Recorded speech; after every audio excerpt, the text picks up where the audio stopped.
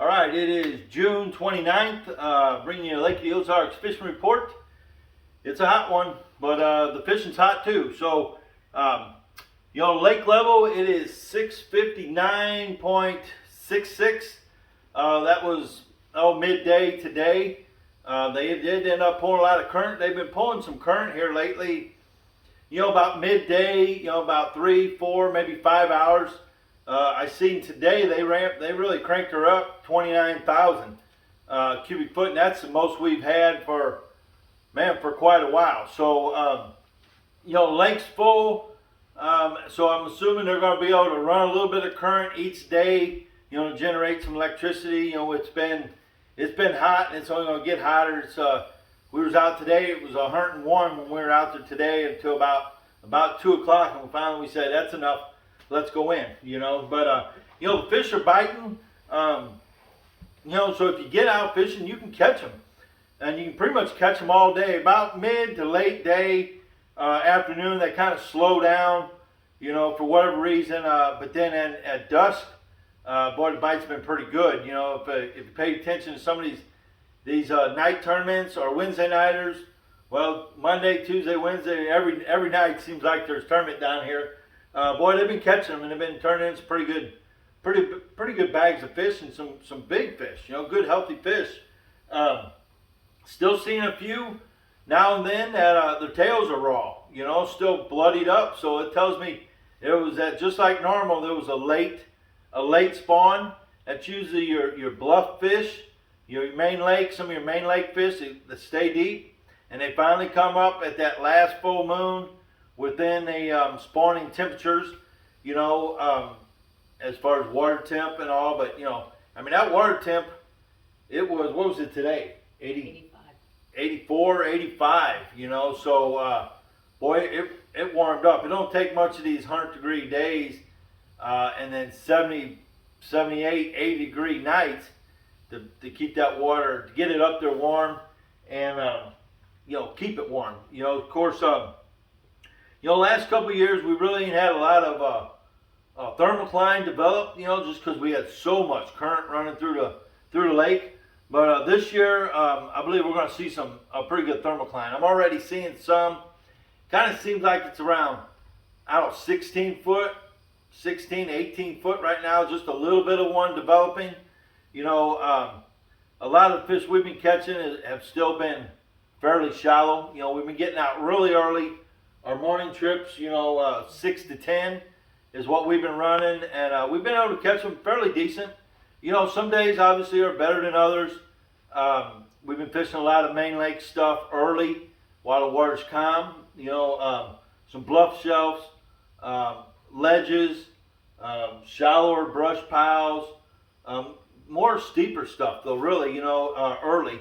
Like these fish move up, and they're feeding on either shad. We're seeing a lot of shad balls, and we're still seeing a lot of bluegill. I think a lot of these fish that we're kind of, at least what I've been targeting, more bluff points, bluff ends, ledgy stuff, bluff shelves. It's kind of been more bluegill probably related. There's a lot of bluegill up there shallow running around. Some bluegill, and then I call them rock bass. Kind of look like a bluegill, but they got a little bit of chartreuse on them. The bluegill got a little chartreuse, so, for those fish, I've been targeting them early on mainly big jigs and shaky heads. When I say a big jig, I'm throwing the 3/4 ounce Crocodile reaction jig, and I'm putting a combination of different trailers on it, just something big, bulky, that moves a lot of water. This is that baby pack crawl.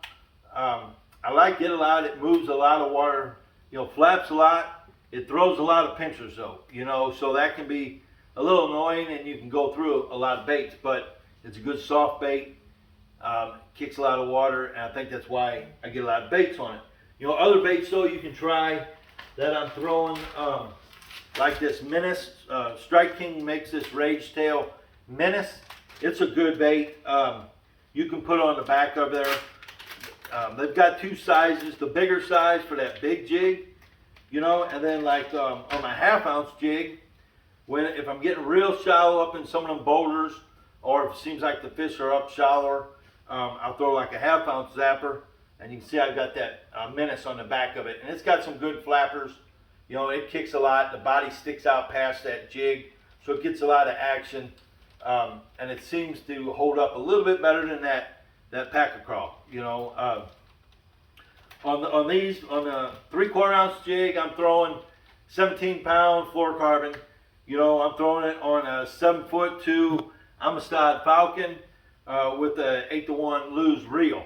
You know, now if I'm flipping, well, we'll stay on that deeper stuff first, and Denise talked about some of the shallower stuff. You know, we've been able to catch some shallow, but I'll throw the shaky head, the 1/4 ounce crackheader shaky head. Nothing special there, other than just a good, you know, crackheader shaky head. And we've been throwing the larger mag trick worm that Zoom makes. Seems to be what they're wanting. They're wanting a bigger bait now. It seems like this smaller little mag finesse, I'm not getting nowhere near the bites as that bigger worm. So it's just telling me they're wanting a bigger bite or a bigger meal. You know, other baits I've been throwing, I'm really starting to like this. It's called a swamp swimmer. And what it is, it's a big worm. It's a big worm, but it's got like a swim bait tail on the back of that thing. So that thing works different ways. And what I've been really kind of catching a lot of fish on too is just Texas rigging it and throwing it alongside these docks, some of these main lake docks just inside the main lake, more main lake oriented stuff. And I'll let it go to the bottom, and I'll work it like through the brush piles or on the corners of these docks. I'll work it like that a little bit, and then I'll bring it in and I'll throw it back out there and I'll let it sink down just below that foam, and I'll just reel it in like you would a swim bait, you know, or even a crankbait. But this thing will come through the brush and stuff. You know, you can let it fall into that brush, you can let it sink down and reel it where it's just kind of ticking the top of that brush piles. And a lot of times that swimming action will get a fish to come out there and grab it. You know, I've been catching quite a few fish on this swamp swimmer here lately. So, you know, obviously the 10-inch power worm. I've got some of them here.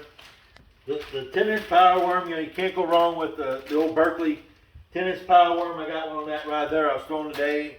We're just rigging it like on a 3/8 ounce tungsten weight, 17-pound fluorocarbon, throwing it out there, and either doing two things, either just bouncing it or dragging. I like to drag along till I feel that brush, and then I kind of hop it up so it gets up above that brush and falls down in them branches, and kind of bounce it and crash it through that brush piles. A lot of times that's what'll get you bites. You know, in the morning they seem like they get out on the outside of this brush, or maybe up on top of that brush. You know, and you can catch them like that. Either, like I said, either a Texas rig, or if I'm just fishing like ledgy stuff or gravelly stuff, I'll just rig that thing on a 5/8 ounce shaky pro head. You know, it's got that big hook in it, big 10-inch worm, and just let that crash into the rocks. You know, through brush. You know, like I said, if I'm fishing a lot of brush, I'll pretty much stick with the Texas rig. It'll definitely come through that brush a little better. You know, other baits, obviously, I'm still throwing the swim bait. I'm getting some bites on it. I'm not getting nowhere near what I want to, so I haven't really been sticking with the swim bait a lot, just because I'm not getting a lot of bites on it. It seems like I'll get a lot more bites on the big worm or the big jig, other than the swim bait. You know, I can see them on the live scope. I can see them fish come up. You know, we always talk about do fish get used to different baits and start shying away from them. I think they're definitely starting to get keen to the big swim bait, just because I can see them. I can see them come up behind the thing, nip at it a little bit, and then you see them go back down on that live scope. So it's telling me, you know, they're following it, but they're just kind of wise to it, I guess. I don't know, but I'm just not getting the bites on the swim bait to keep me really, really interested in that. So we're sticking to the bottom. When I say the bottom, the big 3/4 ounce jig, you know, the big reaction jig, that thing, I'll throw it way up, right up to the bank, let it sink down. I kind of swim it off of that bank like a bluegill will be swimming out, and I let it fall on that first drop, that first ledge, and and let that thing fall, and it hits the bottom probably about 8 foot, and that's usually where they're on it. They're on it right then, or as soon as you pick it up. I work it like that, or I'll let that thing come down pretty aggressively, rip that thing off that bottom, and a lot of times them fish will grab it then. So some days they want to slow, dragging, other days you got to rip that thing off. You know, if you're fishing main lake points, whether it be long, tapering, flatter points, or long points that drop off on the ledge, you know, work that jig the same way. Just drag it for a while. And if you're not getting bites there, drag it, and then just rip that thing off the bottom. Just real aggressive. You know, 4-6 foot off the bottom, and let that thing fall back down. A lot of times that'll create a bite, a reaction bite, you know, which actually is where that jig got its name. When we developed it, we came out with it for stroking jigs, ripping it off the bottom, and to get a reaction bite. So that's where we come up with the reaction jig. You know, color-wise, I don't know. I go back and forth, different colors. You know, when you get down a little deeper, I like the Okeechobee jig skirt. I like the brown purple scale, and I like the Ozark crawl. Those are about the three I really about throw. You know, I'll switch up the trailers some days. You know, the water is still pretty clear. I'd say from the tow bridge to the dam up the gravel a little bit, it's still 6-8 foot down at least. You know, you can see the visibility. Up around Hurricane Deck, it's got a little different color. It's kind of I don't know what you'd call it. If it's a lot of plankton, a lot of minerals in the water, or what it is, it's just kind of distorted a little bit. You know, you can probably see down 2 foot up there. You know, I've noticed this year a lot.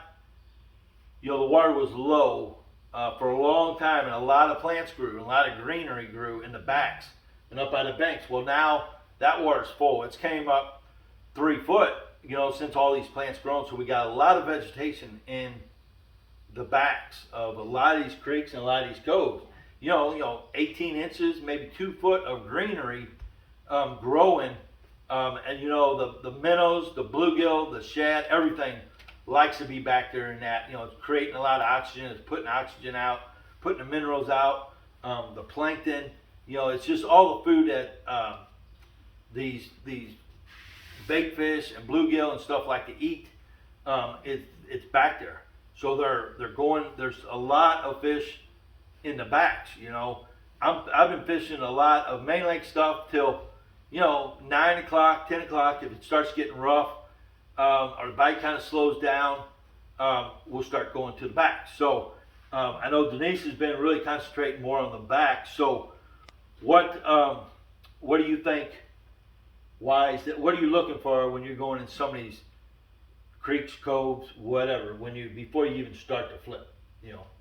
Well, I'm moving my way to the backs because I'm seeing the exciting thing is right now, over the last couple weeks, we're getting you've got your bluegill beds back there with their little chartreuse tails swimming around, and you've got the shad today. We saw some balls of shad, and they were circling around, and then the boat would get a little bit closer, and then they'd swim off. So you've got, and also Jim talked about the greenery, the vegetation. So you have some good things going on that are going to bring those fish back to the backs.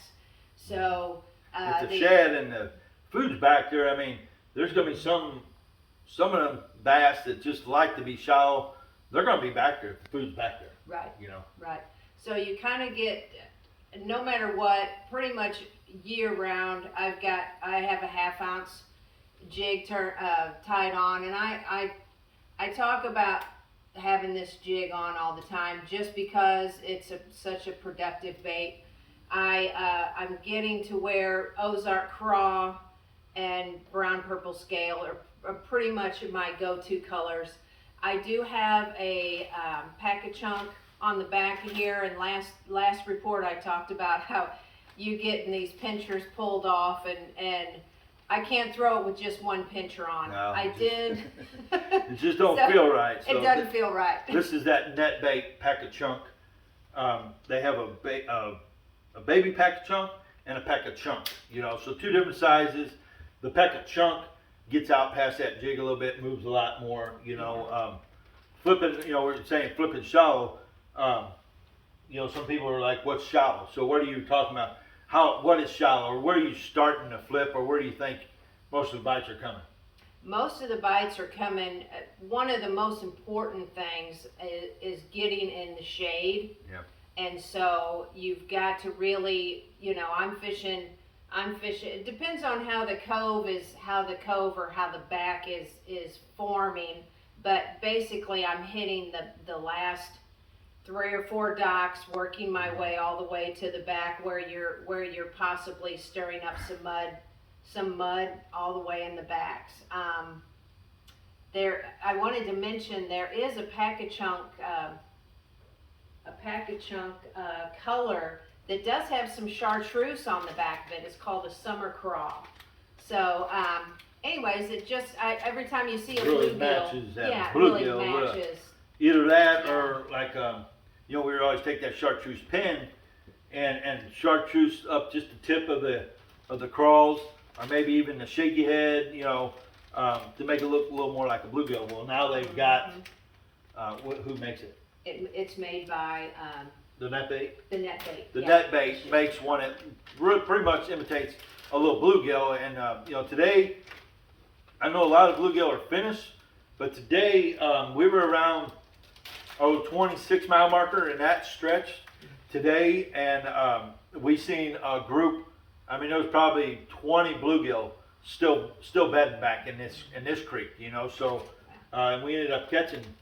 You caught that 3-pounder back there, a couple 3-pounders back there closer to them beds. I know the bass are probably watching them bluegill, and they get too close. Other trailers, just in case you run out or you can't find certain one.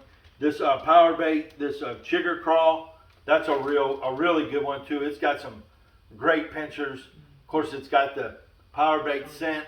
It's a really good bait too. So you got the, if you want to try different ones, you got the power bait by Berkeley, the chigger crawl. And You've got the net bait, peck-a-chunk, the Z-Craw Junior. The Z-Crawl Junior. Junior has some really Who's good that made? pinchers. That's made by Zoom. It's got that flat side Yeah. on both of the pinchers. So it really kicks real really hard. kicks. And like anything, you have a favorite trailer that you use. So that's why we're kind of remind you of some options that you have. The I Rage do think Tail, the pincher is the most important.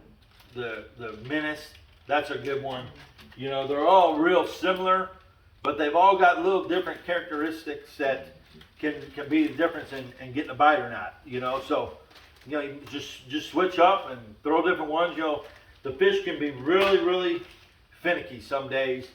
The other day on a morning trip, we were up the lake a little ways up, I don't know, from 30 to 40 mile marker up there, and the 2 guys in the front were throwing shaky heads, different size. One was throwing a mag finesse, one was throwing the mag trick, and then the last guy was throwing a jig with trailers, and he was catching them. He was catching them behind these guys. So when you can fish 3 people, 3 different baits, and the last guy's catching them, that tells you that's what they want. So if 2 of you are fishing in a boat or 3 of you, try something different. We do it all the time to see what they're kind of keen on or what's getting more bites. And the jig was definitely getting more bites with a lot more movement. And I think that was more because of kind of the bluegill, maybe looking like bluegill, or throw it to the bank and kind of swimming off of that bank 4 foot and then let it fall. So that kind of tells us a lot. When you get bites like that. Have you been doing any top water that's productive? Yeah, I've had some trips in the morning and in the afternoon, like 4 to 8 or 3 to 7. So I've kind of found that the morning and then the evening it really shines. And I've kind of gone back and forth with your slower walking bait, but then like this chug bug, I can hardly. If I put this down, it's because they're chasing the bait and then I'm gonna speed it up some. So Okay. the Berkeley Chapo is a wonderful bait. It does come in several different sizes. It comes in the 90, a 105, and a 120. This is the 105. This is the 90 here. The 90. Yeah, and this is all the way. This is your 120. Okay, yeah. So there's an in between size I don't have. So if right you in see front them, of me, basically so. what she's saying is if you see them chasing bluegill or chasing shad, you might want to speed it up with something a little faster, you know. So basically, kind of the same old topwater stuff in the summertime. It's the low light conditions, early in the morning, at dusk, or even midday, mid morning, the shade lines. You know, we did that the other day. We kind of chased the shade around and kept a pretty decent bite all the way up until 10:30 or so. You know, we kind of with both the jigs, some top water, and a little bit of the shaky head, but we were just following that shade and chasing that shade around until that went away, and then we would then the trips are usually over by 10 or so. But we've been going out, like today we didn't get on the water till 10:30, 11, and we lasted till Crazy. almost 3 o'clock. You know, it was 101 degrees out there. You know, everybody else out there swimming and jumping and playing in the water. And I almost got in the water. You know, we're out there, but we're trying to, you know, always locate these fish and see what's going on. You know, seeing different ways we can catch them to make sure we get, you know, our people, our clients on fish. And we're always looking for different ways. If that main lake gets too rough, that we can go in the backs or at least inside some of these coves and catch them. You know, saying that, a bait we've been catching a lot of fish on here lately when they're not necessarily on the bottom on the worms. You know, our top water goes away and it's a drop shot. The drop shot the other day really was productive. Even when the jig kind of slowed down, the drop shot was a bait that caught a lot of fish. I caught a few on it today playing with it. You know, different ways, different worms. You know, I'm either throwing like a 1/4 ounce drop shot weight or even a 3/8 ounce drop shot weight. Putting about a 16, 18 inch leader on it. We'll say the tagline. You know, the drop shot, if you're not familiar with it, basically I tie a Palomar knot and I slide the tagline way out on that Palomar, and I go ahead and tie my hook on there on that Palomar knot, cinch it up, and then let that tagline off of there however long I want it, and then I put my drop shot weight on there, you know, and that's a really good bait, just to feel a lot of bites, you know, because the weight's on the bottom, and then you've got your braided line on that spinning rod and reel, and then you've got, you know, a 12-pound fluorocarbon leader on there, and your weight's on the bottom, and you're pulling it, you're pretty tight with that line all the way up to your rod and your reel, and then that bait's out there just jiggling around. Just it looks so enticing to the bass, they just can't pass it up. You know, and they'll grab that, and as soon as they grab that on that tight line, you're gonna feel it. You're gonna feel a little bump. And another thing about this is they hook themselves. Basically, you feel anything, you just tighten that line up, and that little needle point hook, boy, it hooks them, and it hooks them in the roof of the mouth almost all the time. On those sides, we're throwing a number 1 or a number 2, like this owner hook. It's called a mosquito. Yeah, we've got them at The mosquito hook is what they call it. I call it sickle hook, you know, but a number 2 or a number 1, you know, like a number 1 if you want to throw a mag finesse worm on here as a trick worm, or say a 7-inch worm on there as your drop shot rig, works great. You can throw a 10-inch worm on the back of it. You know, maybe put you a 1 or 2-aught EWG hook on there, and then put you like a 3/8 or even a 1/2 ounce drop shot weight on there. Throw that thing out there on them ledges, you know, 15, 18, 20 foot deep, and hop that thing on there and let it fall down some of them ledges with a 10-inch worm on there, and you're going to catch some nice fish.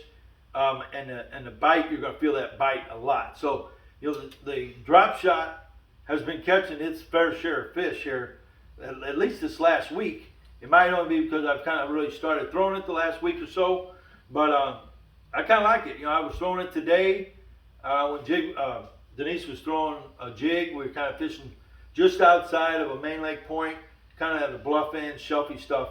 And she was catching a couple on that jig, but I was catching plenty on that drop shot too. So it's a bait that you definitely, if they're not on the bottom for whatever reason, and the top waters went away, get your drop shot and experiment with your leader length on it. You can go 18 inches, a foot.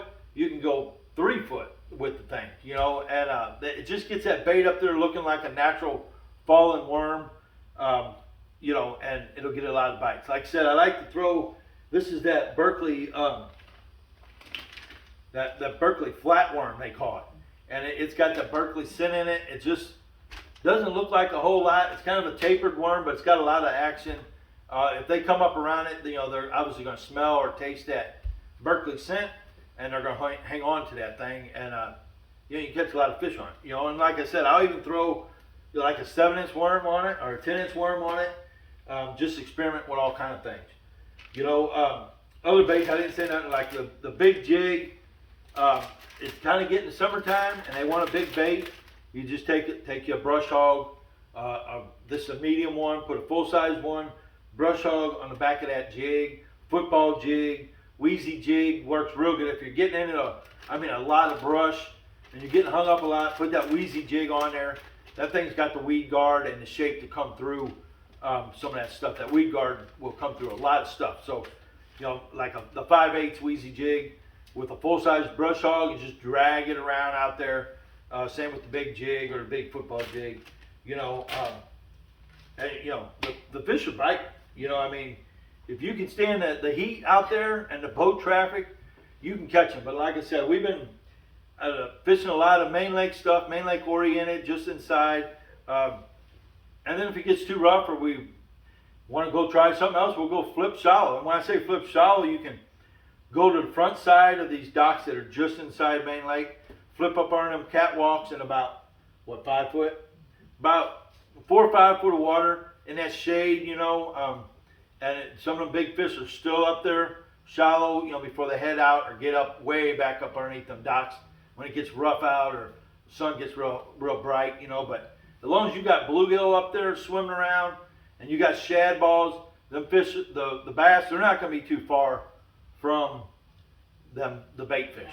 With the water being so clear, you can see the shad, you can see the bluegill, you can see all of that. So that's where you need to be. Yeah, we actually noticed today, like the braces that go on some of these big docks that have the braces that go across like 6 foot, 7 foot down across the boat slip. You can see them braces this year. Where normally you can't see them braces, and you can see them this year. The water's that clear. So, I don't know if they run a little bit of current,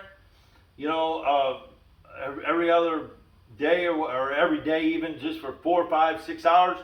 I expect maybe to stir up a little bit of water and maybe get a little bit of color back into this lake. It's clear. Obviously the boat traffic keeps it stirred up a little bit, the bank wise, anyways.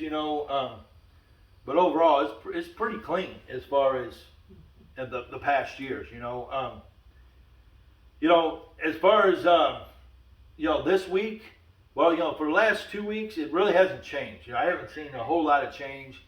A few more fish moving out, but still plenty in the back. So you can do pretty much whatever you want to do. I wouldn't rule out. I don't have any out here right now, but like a big crankbait, your DD22s, your 6 cents. There's several out there right now that'll go from 15 to 20, 24 foot, and when some of them big fish are suspended above them ledges or above the brush piles or just out off these long points where you might have 30, 40 foot of water, you can run that big crankbait down through there. If you can run it down there and dig the bottom in 20 foot of water for a ways, and then where that bottom tapers off or that ledge starts, and you hit all that all on there, and then it comes off of there, that's where you're going to get a lot of bites. If you've got some boulders down on the bottom, some brush piles, some rock formations, a lot of times these old river channel where they bend down through the lake. If you look at these bluffs, on the old river channel and the bluffs, there's a lot of gnarly boulders, different rocks, and you got that same thing down deep, where the lake's filled up over the top of it. So you've got these ledges, you got big timbers, big trees that grow up right about flush with that drop off, and them fish will hang above them big trees down there, and you bring big crankbait through there, or a big worm, or that drop shot, something around them, the fish are going to come up and grab it. So, the crappie, we're still catching a ton of crappie. I mean, there's just crappie. This lake is so healthy with crappie. I mean, you're seeing the wads of crappie under these big docks now too. I mean, when I say wads, I'm talking hundreds of them underneath the dock. Main lake docks mainly, on the points, just inside. But you get back in some of these bigger creeks and you get a big dock back there, a big cruiser dock, big swim platform, or you get some of these lifts. These lifts, the fish will get up underneath them lifts, the big square lifts. The fish will get way back up underneath there. You can't really hardly get to them unless you shoot way back in there, and let that bait. If you shoot past it, let that bait fall down through them and bring it up through them. That's how you can catch a lot of fish. But I'm catching bluegill that are 4-inch bluegill, and we're catching them foot longer. So, and everything in between. So lake is healthy with crappie. Bass, same way. We're catching plenty of 12 to 14-inch bass. Last week, 2 different trips. The one we caught, it was a little slower day actually. I think we caught like eight fish that were, I would say, 15 inches and less, and then we caught 2 5-pounders. So that's kind of how, it's kind of one or the other. Fishing kind of the same thing. We caught one early, one of the 5-pounders early, and then we caught a 5-pounder about 10:30. Right before I pulled the troll motor and said, all right, let's go and head in, and the guy in the boat back said, I think I got one. And here comes this 5-pounder leaping out of the lake. So yeah, you got one. It's kind of all over. That was probably the slowest day. We've just been catching a lot of numbers, and if you stay with it, you can catch some big ones and everything in between. I'll be honest, I haven't been out at night. I really don't like going out at night, but talking to different people, we're at Sport World Boat Center this morning. Actually, I had my boat service. I took it in yesterday. I called Gary and them, and I said, hey, I need service. They said, bring it in. Tomorrow, I dropped it off. They changed my lower unit, changed my oil in the 4-stroke. Got it in there quick. Great service down there at Sport World. Not only do they sell boats, new boats, used boats, but they can service pretty much anything anyway. So, but either way, I was talking to Luke down there, Luke and Gary, and they've been fishing a lot of these Wednesday nighters, Thursday nighters, whatever nighters, and they've been catching them, and they've been catching them pretty good at night, and so is everybody else, a lot of them. But these 18 or 21 pounds is not out of the ordinary at night. So there's definitely a night bite. I didn't ask a whole lot of questions about it, but I know a lot of them are throwing big worms, either in brush piles, around these condo docks, maybe up shallow behind docks. You're just going to kind of have to experiment. And it's kind of a normal thing in the summertime. These big fish will move up and they'll feed at night, anywhere like condo docks, or if you got these walkways along seawalls and they got a lot of lights and it's lightening up that bank, then fish will move up there. It's probably just the food chain. Bugs are up there, little fish are up there, the big bass are up there. It's just the same old. So if you want to get out at night, there's a bite going on at night, but early morning. And then she had a trip. What was it? 7 to. No. It was 3 to 7. 3 to 7, and you guys caught them pretty good. Mm-hmm. So, that was a kind of a lot of numbers. You said you had a lot of numbers and several keepers. Nothing real big, but some good solid keepers in the afternoon. So, that's about all I can tell you, or we can tell you. This week, I'm gonna say not a whole lot's going to change. We kind of went right from post spawn late spawn to right into summer pattern. You know, we kind of missed that heavy current, good bite out on the ledges and stuff.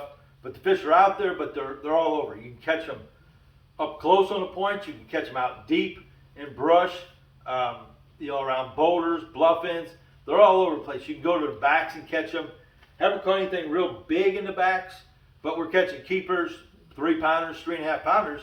You know, I'll take them every day. You know, when I can flip a jig shallow and catch fish, I'm on it. But Haven't you know, caught anything topwater in the backs yet. yeah, the top water in the backs is kind of went away. It's not there yet. The point, main lake points, secondary points, early you can get a decent top water. I did catch a decent one just inside of main lake about 10 o'clock in the morning on a shade line on a chopo the other day. It was pretty good. Then I threw it for about 2 hours and I don't think I had another bite. So that's top water. But they will hit it, you know. So, you know, man, everything's open down here at the lake. Obviously, this is going to be a busy week. Rest of the week, next week, 4th of July is on Tuesday. So the lake's going to be busy from Friday morning and probably the whole week next week. So, you know, just be ready for that. But get out there early, get out there late, enjoy it, and then like today we came home, had some ribs on the smoker, got some ribs off the smoker. You know, like smoking a lot of meat. So, you know, we got them off, had a few Millers. You know, and just kind of relax in the afternoon. You know, we're going to spend some time with some family this weekend. I hope everyone else does. Enjoy your family, your friends. Be safe out there. You know, visit all these great. All the restaurants are open. You know, obviously we're on the west side, so we obviously frequent. You know, the ones over here for breakfast. We run down there to CG's. We fill up our boats or trucks at CG's. Get a breakfast. You know, the Brandon Irons right there across. You can't beat them for lunch and dinner. You know, there's a new barbecue place up in Lori called Red's. Really good barbecue. I mean, some of the best that I've had. And they, you know, they're up there in Lori, up there by Bryant's Osage Outdoors tackle shop over here. Ed and them guys, they got everything, you know, stocked up. They've got, I don't know the name of that meats they have. What is it? Starts with an S. Sergio's. I don't want to say it the wrong way, but they've got bratwursts and sausage and all kind of different meats, spaghetti sauces, and then they've got the tackle and baits over there. Ed does a great job. I had him replace a couple of my eyes on one of my. Actually, it was this Amistad. He replaced one midway here, and then he replaced the tip on it. You know, but he'll do it right. He'll spin it up. You know, spin it on the spinner with the epoxy and get that thing back to new. So if you got anything like that you need, he does real oil and repairs, breaks them down, and does them right. So anything like that. Yeah, they also sell the Virtus. Yeah, rods. they sell the Virtus rods. Denise's 610. the 610 Virtus. Finesse. Nice rod, really good rod. You know, I throw a lot of Falcons. I've got a couple Virtus. You know, they got a lot of reels. You know, same with Fitz's. Fitz is going to be open. All three of their stores are going to be open. I'm sure they're fully stocked. Minnows. Both places has minnows. They've got a lot of minnows. You know, Bryant's over there, and then of course you got Osage Outdoors there at the corner of O and 5. They're more geared for crappie. They've got a lot of bass stuff. But they got minnows. They've got a lot of stuff. You got the one up in Versailles. Who else am I missing? You know, we got a lot of Jack Sporting Goods there in Camdenton. They've got a lot. It's kind of a little secret place there. You know, they've got a lot of stuff. You can kind of sneak in there and get some stuff at Jack's sometimes. You know, of course he's got, you know, ammo, guns, sporting goods, hardware store, everything. They got everything. You know, you know, we've got a lot of those type of places that we like to you know, patronize, more of the local instead of big chain stuff. You know, the services tends to be better, a little more personal. You know, you go in there and ask them a question, they're going to give you a good straight answer. You know, they want you to be successful. They want you to come back. If you're successful, you're going to come back. You know, it's kind of like, you know, our trips. If we have a successful trip, we hope you'll come back, or our customers come back. So we take it very personal. And just like all the local stores, they take everything very personal. Just like our restaurants, you know, they take it personal. They want the meals to be good. They want the service to be good. They're going to do what they can to make sure it is good. These girls and guys are all working their butts off in these restaurants. You know, tip them good. We've got a new place up in Lori. It's called the Malted Cow, kind of hidden back in there. It's straight across from Derek Thompson Insurance, a brand new Derek Thompson building there, just this way of Subway. And it's an ice cream place, and they got some good ice cream, waffle cones, malts, shakes. I mean, I don't know how many different flavors they got, but it was really good. We've been up there a couple times now. Took a grandson up there the other day, and you know, it was really good stuff. So just another small, locally owned ice cream shop, you know. So if you're on the west side, check out that Malted Cow ice cream place. So really good over here. You know, we've got several others, you know, obviously on the west side. Obviously we know them more because we frequent them. You know, you got Val's breakfast and lunch up there. Who else am I missing? Anybody? You know, obviously Chances Are. We went to Chances Are the other night, had a nice dinner. You know, really reasonable price. Papa Chubby's, we were at Papa Chubby's. Well, actually, we fished in that area today. Was at Papa Chubby's the other night, which Papa Chubby's is off of F8 over here, or the 26-mile marker off the lake. You know, so they've got pizzas, they got it all too. So you know, Bear Bottom Resort, we do eat at home a lot, but this week we were at Bear Bottom. Let's see, where we at? We were at Chances Are one night. We were at Bear Bottoms. We were at Papa Chubby's. You know, I had a brandy iron for lunch yesterday. So, you know, the food's always good. The prices are good. So, you know, Bear Bottoms food is second to none. Good cold beers. That's up there at the 40-mile marker, right on the turn. Bear Bottoms is in the back of there. I believe it is 5:35, maybe 5:30, somewhere right there. Big Bear Bottom sign right across from Advantage Marine and Oak Star Bank. You know, so like always, if you have any questions on new boats, Sport World Boat Center right there, Hurricane Deck service, any kind of service, they can service everything. Then you've got Reliable Marine in Greenview for your trolling motor work. He's just about a half mile down 7 north in Greenview. That's Jeff at Reliable Marine. He'll take care of any trolling motor issues you've got. He can fix anything on a trolling motor, anything there is, and he'll do whatever he can. Denise broke a cable the other day, or didn't break it, it was frayed. So between Sport World ordering a new one, until then, Jeff repaired it with some shrink wrap, got her through the week so she can continue her, didn't lose any trips or whatever until a couple days the other one came in. Sport World put it on, back to work. So, boy, I think that's about all we can tell you. You know, we're in the shop here. My side of the shop's got the tractor, got my boat, and no AC. Denise's boat's over there, and it's got the AC, but it's a little smaller. Don't set up quite right for the camera, but we probably should start doing them over there in the AC. You know, I don't know how she got the AC, but she did. So other than that, if we can ever help you down here for whatever it is, whether it be lodging, restaurants, service on something, and obviously trips, if we can help you or your family or friends on a trip, whether it be crappie, bass, you know, whatever. We don't target catfish. We'll catch them. Or even the other day, someone just wanted to go out and see the lake, get familiar with their area, and Denise took them out for a few hours and took them around the lake and showed them. So whatever we can do to help you, you know, give me a call, 573-204-9005, or Denise at, what's your number? 314-226-3099. And give either one of us a call, shoot us a text. If you have trouble with something down, need help with anything, if we can help you, we sure will. And we definitely like to get you out on the water. So give us a call. Other than that, be careful down here. Watch the roads. Watch for motorcycles. You know, a lot of the tubers out there, a lot of jet skiers. I don't have to tell you, just slow down, be patient, wear your life jackets, be smart. I don't know what else I can tell you. Don't drink and drive. Hire you an Uber. Hire you a captain on the water.